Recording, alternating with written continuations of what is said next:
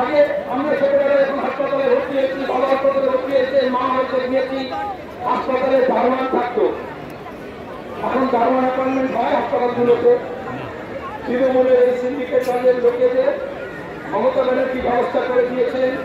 তারা কন্ট্রাকচুয়ালের নামে, ঠিকার নামে, আয়া থেকে, দারোয়ান থেকে, গ্রুপ ডি থেকে, ডিডিএ থেকে এই সব তারা ভরে দিয়েছে। আর প্রিন্সিপালগুলো কালীঘাটের নির্দেশে, তাদের নির্দেশে চলে। আর এই জন্য প্রথম দিন এই সাংবাদিক আপনাদের মনে আছে উত্তরের ভট্টাচার্য সেদিন প্রয়াত। পরের দিন আমরা যখন সব খুশি করছি, তখন দাঁড়িয়ে আমাদের কাছে খবর এলো যে পুলিশ লাশ হাফিজ করছে।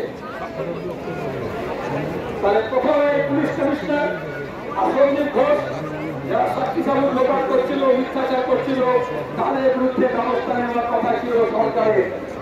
প্রথমে তো মানুষের রাগ সরকারের উপরে হয়নি, পুলিশের উপরে হয়নি।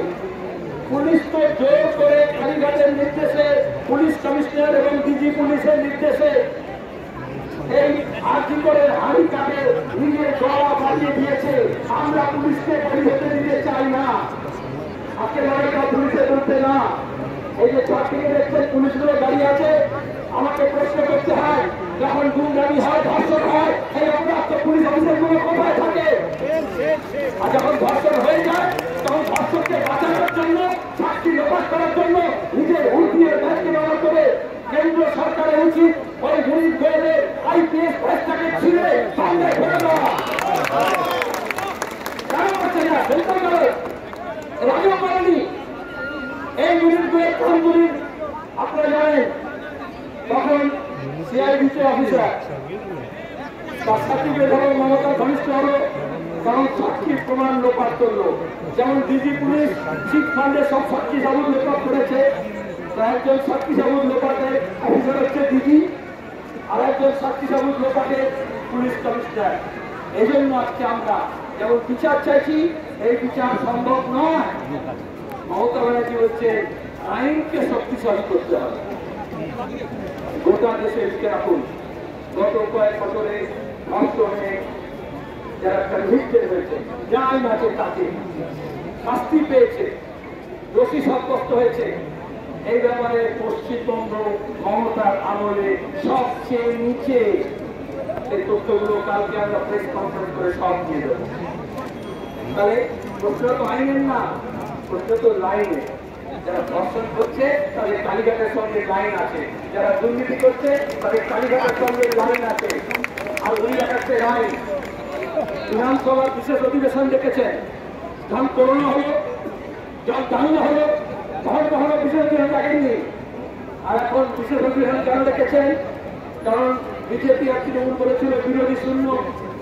তাহলে এই বাইনারিটা করতে হবে, আবার বিভাজনের রাজনীতি করতে হবে। তাহলে খবরের কাগজ টেলিভিশন গুলোতে শুভেন্দু বললেন, মমতা বললেন, মমতা বললেন, শুভেন্দু বললেন, নাচতে আরম্ভ করে দেবে। আমরা বলছি এই নাচানাচি বন্ধ করুন। বিধানসভা হোক বা সংসদ হোক, হাইকোর্ট হোক বা সুপ্রিম কোর্ট হোক, রাজপ্রাসাদ হোক বা নবান্ন হোক বা কালীঘাট হোক, যখন তারা অপরাধীদের শাস্তি দিতে পারে না, তখন রাস্তায় মানুষকে নেমে এসে সেই শাস্তি ঘোষণা করতে হয়। বিচার যখন তারা দিতে পারে না, তখন বিচারকে ছিনিয়ে আনতে হয়। আমরা এখানে মিটিং করতে আসিনি, আমরা বিচারকে ছিনিয়ে আনতে এসেছি। আর আমার এই জন্য গ্রামের মানুষ, ইটভাটার শ্রমিক, কলকারখানার শ্রমিক, ক্ষেত মজুর, দিন মজুর, ব্যবসায়ী, দোকানদার, চার্টার্ড অ্যাকাউন্ট্যান্ট, আইনজীবী, চিকিৎসক, যে পেশার যে মানুষ হোক, এখানে কোনো তফাৎ নেই। আমরা এই জন্য প্রথম থেকে বললাম কোনো ঝান্ডা রাখবো না, কিন্তু সবাই নামুন। প্রথম দিনে আপনারা জানেন যখন ডেড বডি পাচ্ছিল, এই মীনাক্ষী, যুব, ছাত্র, যুব, মহিলা, আমাদের কর্মীরা এই আর্জি করেন। হাততালি দেবেন না, এটা হাততালি দেওয়ার বিষয় নয়। অপদার্থ পুলিশ লাশ সাবার করছিল, আর বামপন্থী কর্মীরা নিজের যান বাজি নিয়ে ওই ডেড বডির গাড়ির সামনে নিজের প্রাণকে উপেক্ষা করে দাঁড়িয়েছিল। তবে রাজ্যের মানুষ জেনেছে। তাহলে কোন রাজ্যে বাস করছি আমরা? হাত হাতরাসের কথা বলতাম, ওখানে আপনারা জানেন এরকম মা যে ধর্ষিত হয়েছিল, যে মেয়েটা তার মা বুক চাপড়াচ্ছিল আমার মেয়েকে একবার দাও। আর এই রকমেরই পুলিশ, শুধু বাংলার না ইউপির পুলিশ, যদি পেট্রোল ঢেলে ওই মেয়েটাকে পুড়িয়ে দিয়েছিল আর মানুষকে ভাগ করেছিল জাতপাতের নামে। কারণ ধর্ষণ করেছে উচ্চবর্ণ আর ধর্ষিত হয়েছে নিম্নবর্ণ। আমরা বলেছি জাত পাত ধর্ম বর্ণ রাজনীতি নির্বিশেষে মানুষ এখন ঠিক করবে কারা অপরাধী আর অপরাধের পক্ষে, আর কারা অপরাধ আর অপরাধী বিচার চাইছে। আমরা এখানে বিচার চাইতে এসেছি। We want justice. We want justice. Justice. Justice. Justice. Justice.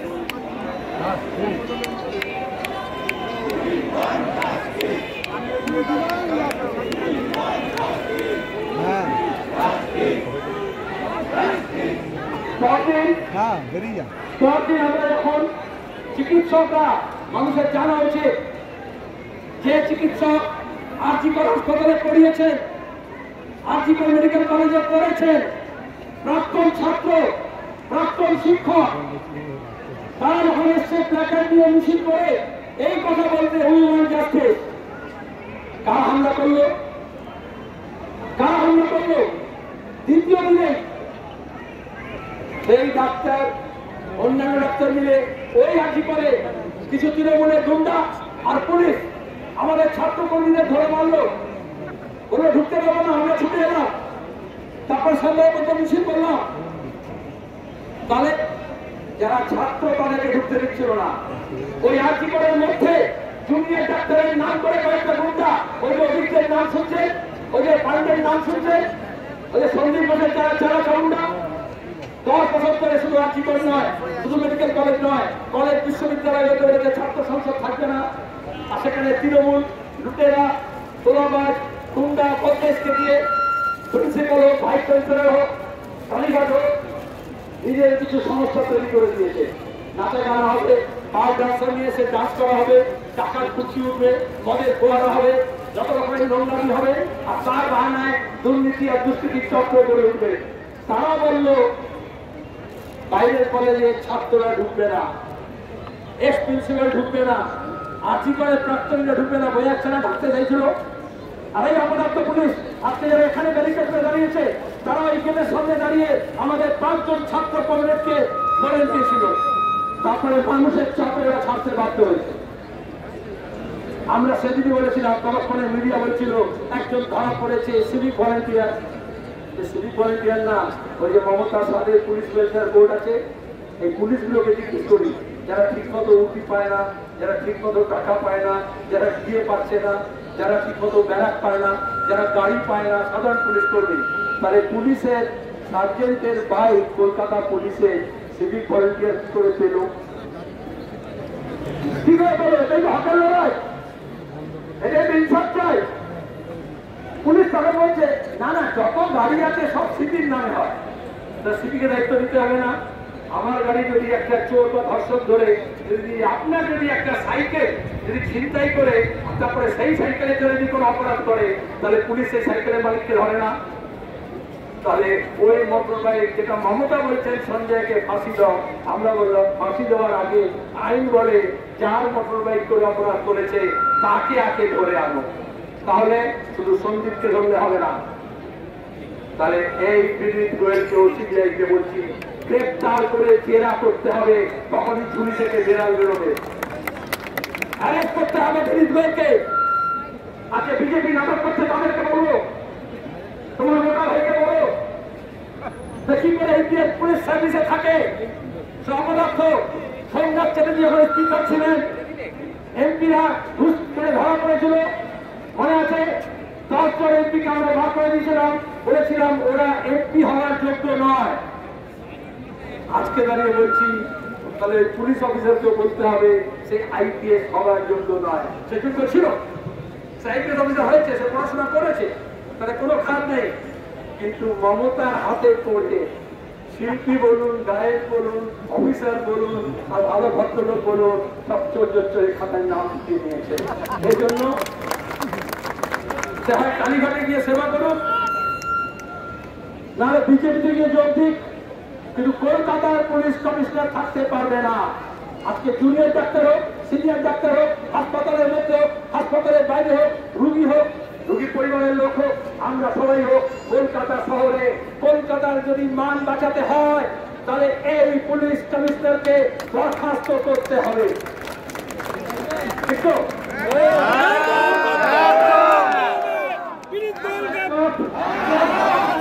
আজাদির phone করে যদি নেতাজি সুভাষচন্দ্র বসু বলে ইংরেজকে তাড়াবো দেশ থেকে, মানুষ যদি সঙ্গে আসে, আমরা এই লালবাজার থেকে পুলিশ কমিশনারকে তাড়াতে পারবো না।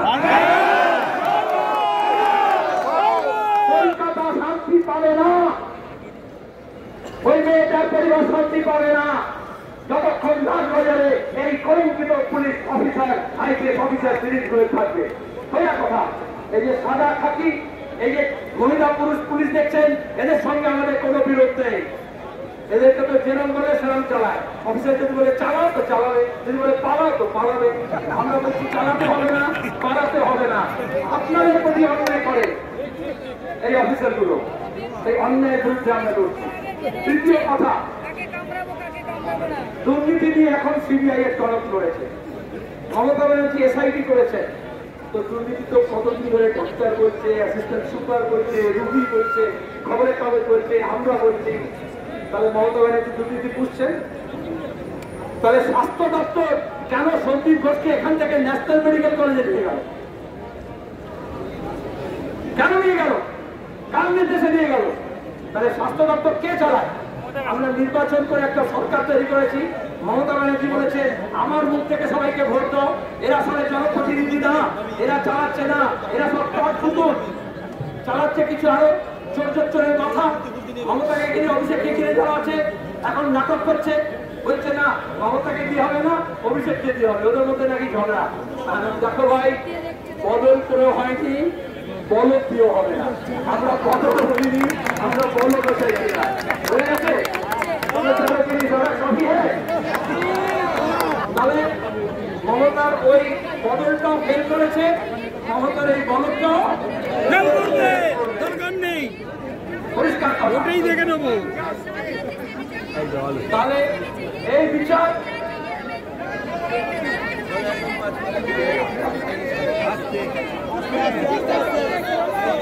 তাহলে আমাদেরকে প্রথম এবং শেষ কথা হচ্ছে, আমরা চাই সুপ্রিম কোর্টে 5 তারিখে সিবিআই তদন্ত করে রিপোর্টটা জমা দিই, আর তারপরে কঠিনতম শাস্তি হোক। কিন্তু আমরা জানি এই আদালত কিরকম করে ঝোলায়, তাই তো? তাহলে আমাদের এখান থেকে একথা বলতে হবে, যখন বিচার চাইছি, বিচারপতি তোমার বিচার করবে যারা আজ জেগেছে সেই জনতা। জনতাকে জেগে থাকতে হবে। আগামীকাল আজকে আমাদের জেগে থাকতে হবে, সজাগ থাকতে হবে, এবং আমাদের অধিকার যেমন ছিনিয়ে আনতে হয়, এরকম আর্জি করে ওই ধর্ষিতা এবং এই হত্যা যা হয়েছে তার জন্য আমাদের কঠিনতম শাস্তি আদায় করে নিয়ে আসতে হবে। সেই বার্তাটা আমরা এখান থেকে দিতে চাইছি। ওটা রাজ্যের মানুষ দিচ্ছে, ওটা দেশের মানুষ দিচ্ছে।